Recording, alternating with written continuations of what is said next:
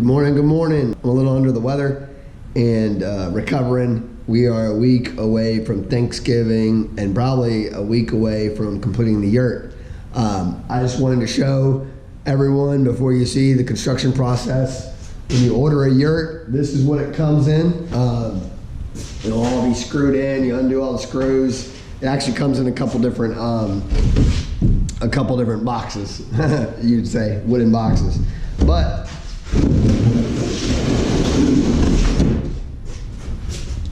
as you can see, this is like the roof ring where you got some insulation, some of the vinyl that's in here. It's pretty neat. We just opened this up, taking a look at it all. Over here in the shop, we've had it stored for probably, it could have been a year now before we approached this, or about 7-8 months. Then they sent this one, you just undo some screws, and then in this one,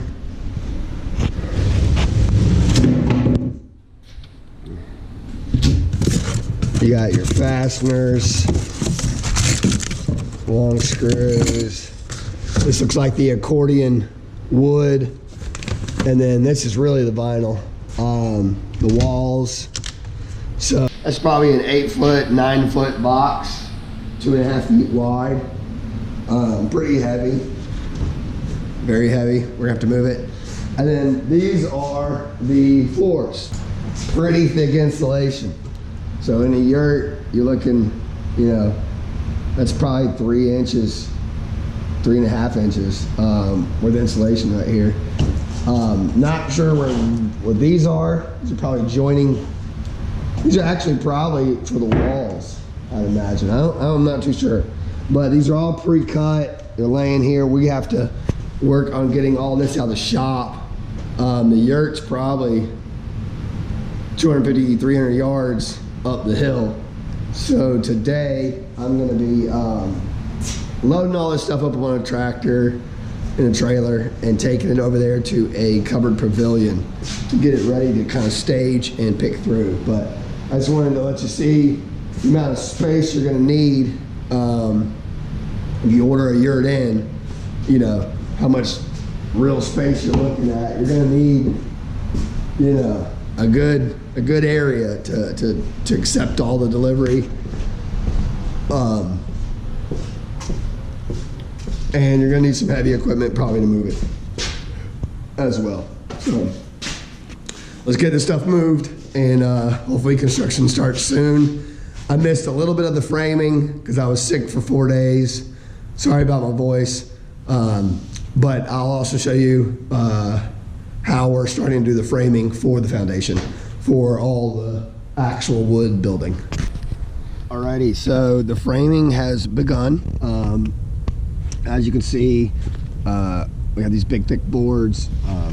What we did here is we drilled into the concrete with a 7/16 bit, pretty deep, and then these got epoxied in to the foundation, and then so we're just going to build up the height for all these. So it's pretty self-explanatory. You can kind of see the epoxy, but they're all in there. I was hoping one of them was loose so I could show you, but the guys knocked it out the other day when I was sick. So, but basically these are adjustable. You have like a 2-inch give. It's threaded, but you just use a special concrete adhesive for it. They bored out the hole, put the epoxy in, set it to where they need it all evenly, and then they're gonna run these boards across, and that's gonna be the foundation for the floors that you just saw. So it's gonna come together here soon. I just wanted to let you see this process, even though you missed that kind of how-to, but this is how we are setting it up with these brackets. It's fairly easy. I mean, they did this in probably 6 hours, measuring it all out, doing the holes, epoxy sets, and this stuff sets really quick too. It's been about 30 degrees the past couple days here in Georgia, So we're kind of working in between the cold weather. But anyhow, this is going to be the foundation, and then we're going to show you how fast this thing can get built now.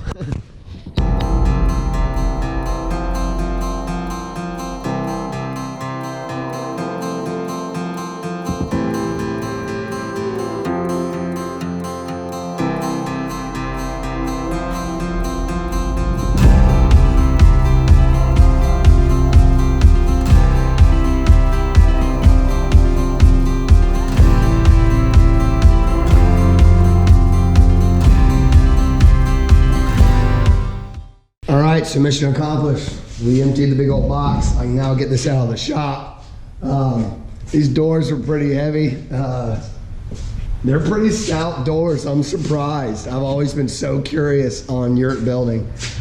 We've looked into it a lot with the tiny living, looking at tiny homes and barn homes and yurts. So it is something to see, like, these nice sturdy French doors. But I unloaded all of it, all the equipment. This dome is pretty cool though. This was unexpected. I didn't know how the top was gonna be either. But as you can see, it's gonna be like a tinted dome glass in the center of the yurt. So when you're in there, you're gonna have that skylight tinted, but that's gonna be really neat when it's all built, I think. A lot of insulation. Look at all this. Pre-cut. It's taped. We use a lot of this reflective insulation in our RV now for heat, so that's comforting to see how much they provide. It's going to be pretty well insulated.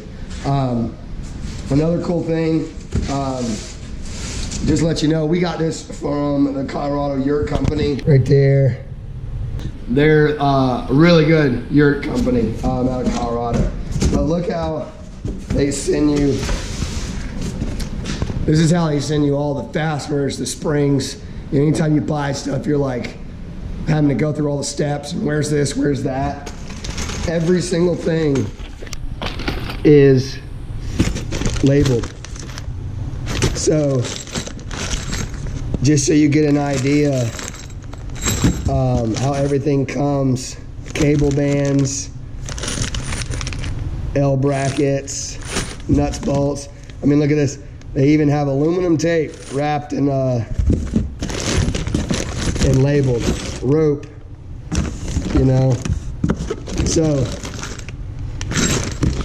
just be rest assured, if you do order a yurt through the Colorado Yurt Company, it really does come like laid out. You're not going to be necessarily searching for where are those screws or which ones. They all come in bags labeled. And that's comforting too, since we're gonna be building this. It's gonna be a lot of pieces. It is unpacked. We're gonna try to put it all together in a day, but you don't wanna have everything laid out and have to put everything back up. My rule, principle in working, do not touch it more than once if you don't have to. So you have to think ahead and plan. So